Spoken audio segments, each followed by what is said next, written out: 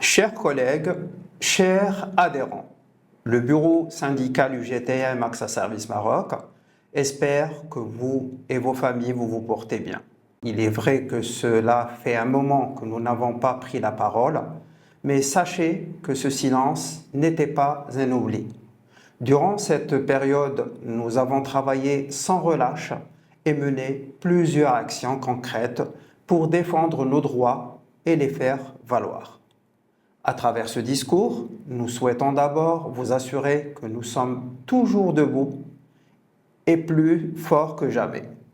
Mais nous voulons aussi dénoncer les pratiques que nous subissons, partager avec vous les démarches entreprises par notre bureau et mettre en lumière les entraves persistantes auxquelles nous faisons face. Car nous ne nous basons pas sur des paroles vides, mais sur des faits réels, preuves formelles et constats officiels. Ce discours n'est donc pas seulement destiné à vous, mais aussi à l'opinion publique, aux partenaires de l'entreprise et aux instances internationales. Depuis la création de notre bureau, de nombreux droits syndicaux pourtant garantis par la législation marocaine, la Constitution et les engagements internationaux du Maroc et du groupe ne sont pas respectés. Nous parlons notamment de refus de nous octroyer des salles de réunion, du blocage des heures de délégation, de l'écartement et l'exclusion de délégués du personnel lors des réunions, de l'absence de tableaux d'affichage et de la non-remise des procès-verbaux de réunion et du silence persistant face à nos multiples sollicitations. Le moment est venu de dévoiler les pièces en notre possession afin que vous puissiez être informés de la réalité.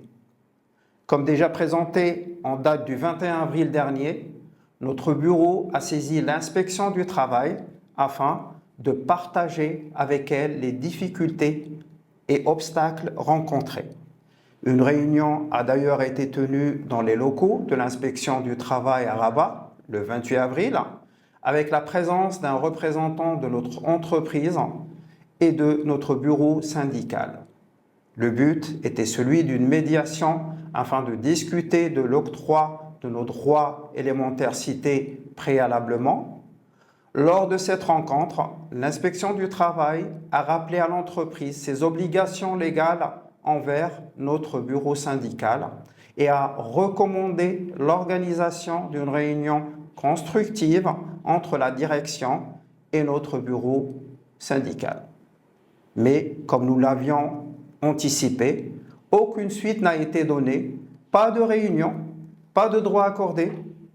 Bien au contraire, cela a été mal interprété par la direction. Au lieu d'avancer dans le dialogue, la direction locale a choisi la confrontation. Le 22 mai, nous avons reçu une mise en demeure envoyée par un cabinet d'avocats représentant officiellement AXA Service Maroc, démontrant ainsi ses véritables intentions en matière de dialogue. Ce courrier, autant menaçant, nous demandait de cesser toute communication, toute publication et même d'écrire à la direction centrale et internationale. Cette action s'apparente clairement à une manœuvre d'intimidation, d'harcèlement ciblé et à une tentative manifeste de muselement de notre bureau syndical dans son ensemble. Face à cette attaque et au vu du choix assumé du blocage par notre direction locale, nous avons réagi par la voie légale et avons fait intervenir également notre avocat qui a rédigé une notification officielle en réponse à la mise en demeure notifiée le 30 mai par un huissier de justice à la direction d'AXA Service Maroc. Cette notification comportait une demande de réunion en présence de notre bureau syndical, de notre avocat et de la direction et d'un huissier de justice pour dresser un procès-verbal en toute transparence. Ce courrier exposait également les textes de loi pertinents et démontrait l'absence de fondement juridique des accusations portées par la direction. Il fixait un délai de réponse de 15 jours. Par respect et dans un souci constant de bonne foi, nous avons suspendu toute communication durant ce délai. Une fois de plus, aucun retour n'a été fait, aucune réponse reçue. Face à cela, nous avons partagé ces éléments avec la direction centrale et internationale qui, une fois de plus, n'ont donné aucune réponse, ce qui engage la responsabilité de l'entreprise dans sa globalité. Face à ce blocage et muni d'éléments factuels d'entrave à l'exercice du travail syndical, nous sommes passés de la parole à l'acte et avons engagé officiellement des démarches légitimes et nécessaires. Une plainte a été déposée auprès du tribunal compétent. Suite à cette démarche, un huissier de justice s'est présenté le 25 juillet dans les locaux de l'entreprise sur ordre du tribunal, afin de procéder à un constat officiel des infractions que nous avons régulièrement signalées.